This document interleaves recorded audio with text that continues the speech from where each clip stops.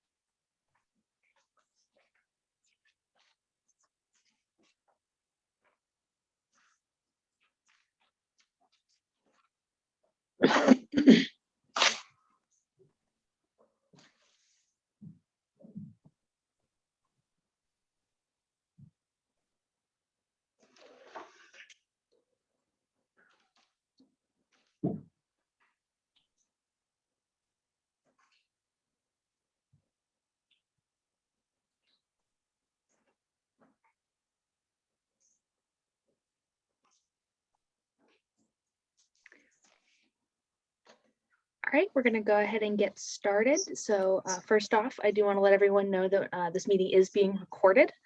We also have translation services available in Spanish, Arabic, and Amharic. You're going to access those translation services by clicking on the globe icon on the bottom right hand of the screen and choosing the appropriate language. And my translators are going to give you that message now. Nocheta, y gracias por esta reunión con nosotros. Para asegurarnos que todos puedan acceder a esta presentación en su idioma preferido, ofrecemos interpretación simultánea en español, amharico y árabe. Una vez que todos los intérpretes hayan proporcionado sus instrucciones, por favor, presione el icono del globo terráqueo que aparece en la parte inferior de la pantalla de su computadora, seleccione su idioma preferido. Si está mirando un teléfono, presione los 3 puntos en la parte inferior derecha de la pantalla y luego seleccione su idioma. Gracias. እንኳን ደህና መጣችሁ የኤስፒኤስ ቤተሰቦች በዚህ ስብሰባ ላይ ለመሳተፍ ስለመጣችሁ እጅግ አድርገን እናመሰግናለን። በዚህ ጊዜ የቋንቋ አገልግሎት እየተሰጠ ነው። ያም በስፓኒሽ በአማርኛና በአረብኛ እየተሰጠ ነው ያለው። ይህንን የቋንቋ አገልግሎት ለመጠቀም የምትፈልጉ የዓለም ቅርጽ ያለበትን በመጫን አምሃሪክ የሚለውን በመምረጥ አገልግሎቱን መጠቀም ትችላላችሁ። እንዲሁም ደግሞ በስልካችሁ ወይም በታብሌት ለምትጠቀሙ በስልካችሁ በላይኛው በኩል በታችኛው በኩል ያለችውን 3 ነጠብጣብ በመጫን አምሃሪክ የሚለውን በመምረጥ አገልግሎቱን መጠቀም ትችላላችሁ። ታንክ ዩ. مساء الخير، نشكركم على حضوركم معنا اليوم. نحب ننوه بأنه هذه الجلسة مزودة بالترجمة الفورية للغات الثلاث الأمهرية، الإسبانيولية، العربية. إذا كنتم عم تحضرونا من الكمبيوتر، رجاء الضغط على إشارة الكرة الأرضية في أسفل الشاشة لاختيار الترجمة، وبعدين عفوا اختيار اللغة المناسبة وهي اللغة العربية. إذا كنتم عم تحضرونا من التليفون أو الآيباد، رجاء الضغط على إشارة على النقاط الثلاثة في أسفل الشاشة لاختيار كمان الترجمة وبعدين اللغة المناسبة لكم. وشكرا مرة ثانية على الحضور. And now I will hand things over to Ms. Erica Gulick. Okay, thank you, Erin, and thank you to our interpreters for being here, and thank you to you all for joining us tonight. We do have a presentation, just an update on the Cora Kelly modernization project, and we wanted to be able to bring this to you all. Again, the meeting is being recorded, so we will post it after the fact. If you know anybody who wants to take a look at it, they're welcome to see it on our website. At the bottom of your screen, you'll see a Q&A chat feature. Feel free to use that throughout the presentation to enter questions, or if you just have comments you want our team to be able to consider, feel free to put them in there. We do collect them all after and make sure we record them in the project files. I apologize for not introducing myself. My name is Erica Gulick. I am the Director of Capital Programs Planning and Design. And with me tonight, helping with the presentation are Erin Metcalf, our CIP Communications Specialist, as well as Sophie Humer, our planner working on this project.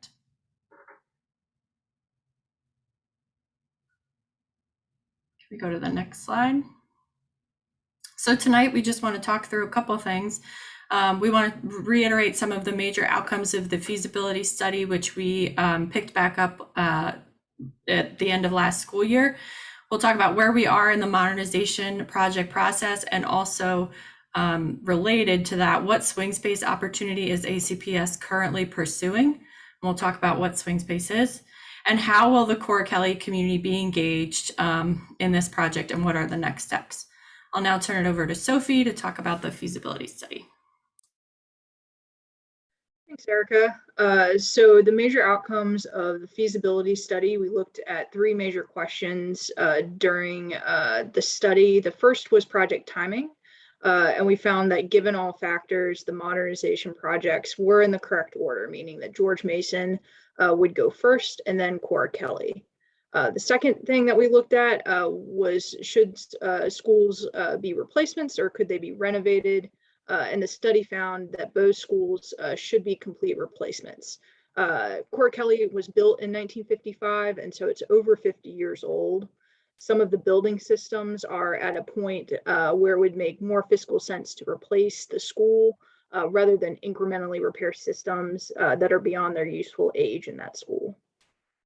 Another thing we looked at was to look at the implications for swing space and potential scenarios. And the study found that swing space is preferable to maintain George Mason Park, as well as limit the rezoning of the open space at Cora Kelly. Cora Kelly, that site also is encumbered by floodplain and a resource protection area, which make development on that site a lot more challenging. Next slide, please. So these are some of the key themes of the feedback that we've received since we brought the study to the community in June. First, community members expressed concerns about losing the park and open space before, during, and after construction. Neighbors also of the school had concerns about some stormwater and flooding, as well as traffic impacts during construction. And community members also had questions and concerns regarding the ultimate capacity and need for a preschool on the site. Next slide, please. So this shows the history of where this feasibility study has been and where we are now in the process.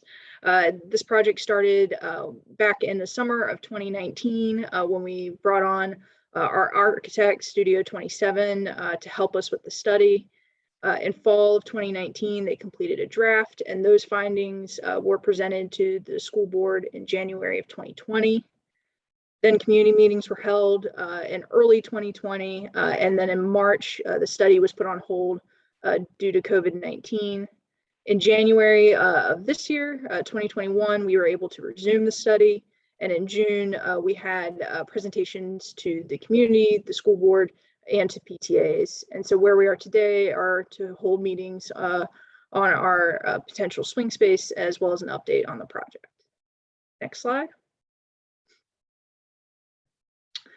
And just in case you weren't able to listen to our school board discussion, a major outcome of that June discussion showed that the school board was favorable to swing space off-site because it would allow for flexibility in design of the school, preserve the existing open space, and maximize student safety and minimize disruption on site. Next slide. I'll turn it back over to Erica. Thanks, Sophie. So another reason we wanted to meet with everyone tonight is to talk about a swing space opportunity that ACPS is pursuing. Currently, we're in the due diligence process, or kind of the study period, of purchasing 1703 North Beauregard to serve as a swing space for George Mason and Cora Kelly while those facilities are under construction. We know for Cora Kelly that is far out into the future, I think 6 or 7 years into the future. But it is important that we start planning now so we have a solution for when we do go to rebuild Cora Kelly.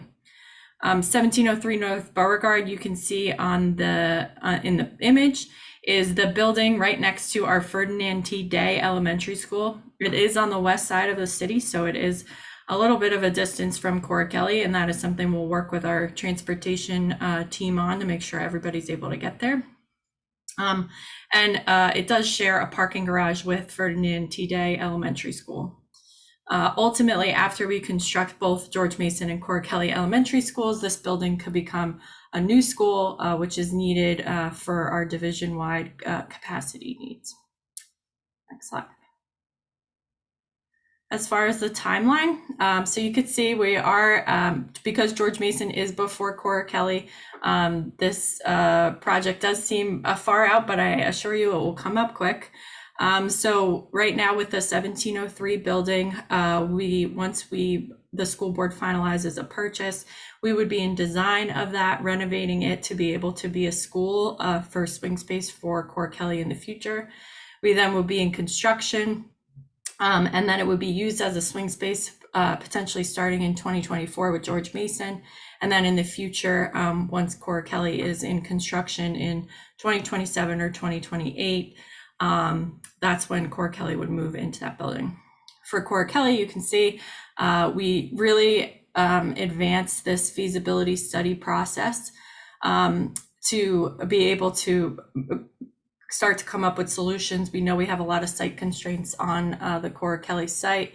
And so we have a lot of time to still consider what we're going to build at Cora Kelly, what is the educational program of that school going to be, and get us ready for the design process, which will likely start in 2026. That will last about 2 years, and then we'll be in construction for another 2 years with your new school finally opening, hopefully by the September or August 2029 school year. And I know Ms. Cruz has promised that she'll be here for it. So I know she's excited to have a new school in a little less than 10 years.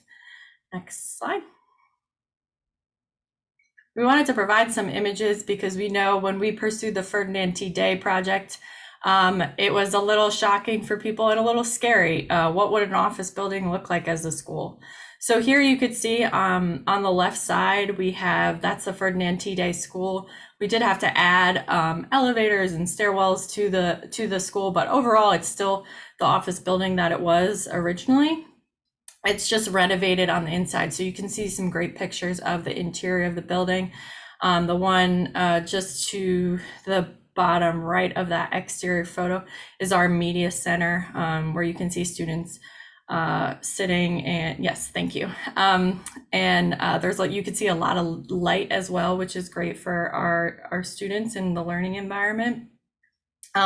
Because there are so many windows typically in office buildings, that's something we're able to take advantage of. Adjacent to that is really the lobby where everyone enters the building.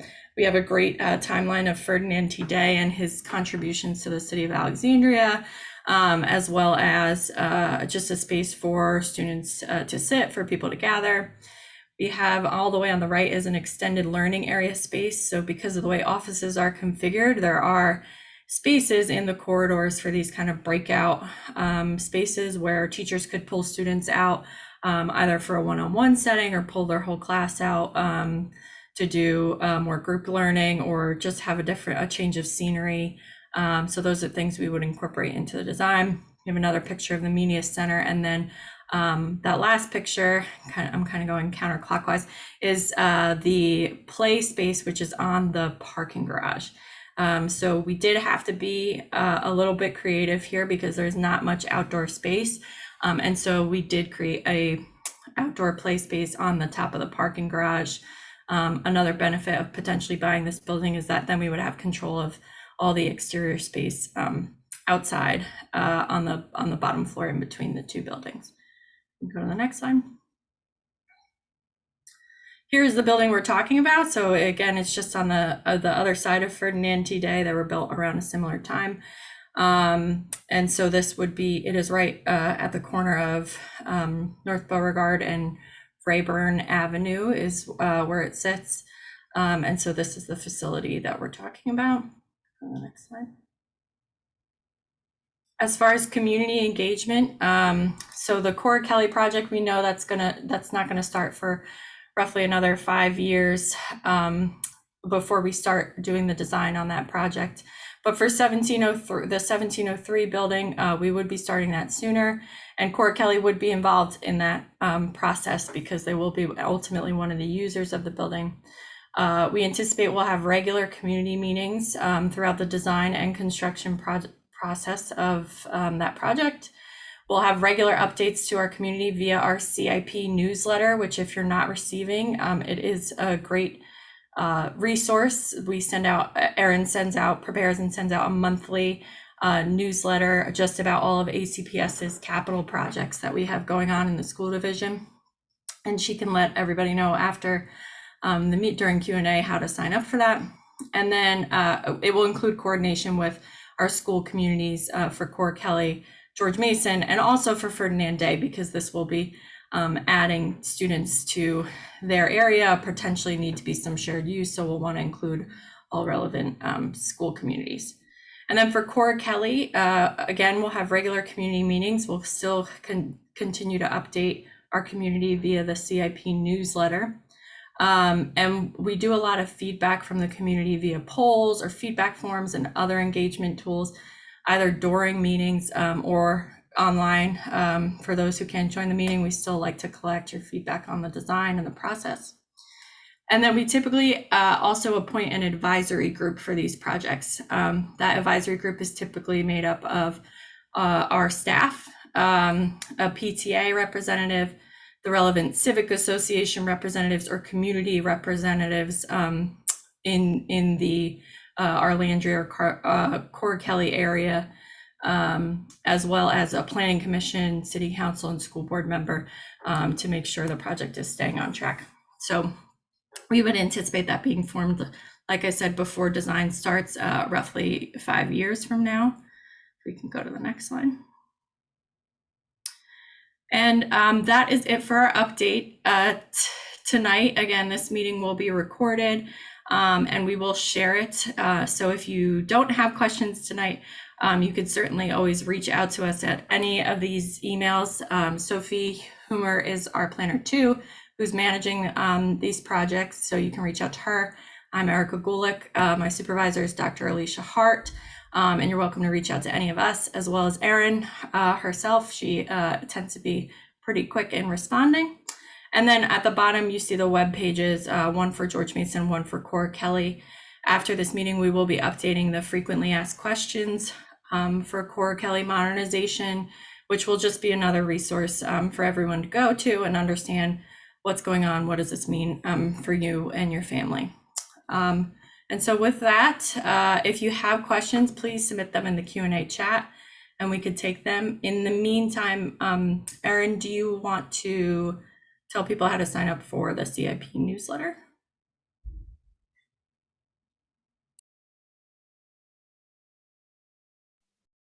Yes, of course. So the CIP newsletter, as Erica said, comes out monthly, and you can sign up for that on any of our web pages. I'll put the link in the chat as well so that you have that opportunity. You'll choose which projects you're interested in, and one of those opportunities is the CIP newsletter. And so I will drop that link as well as my email into the chat before our meeting ends.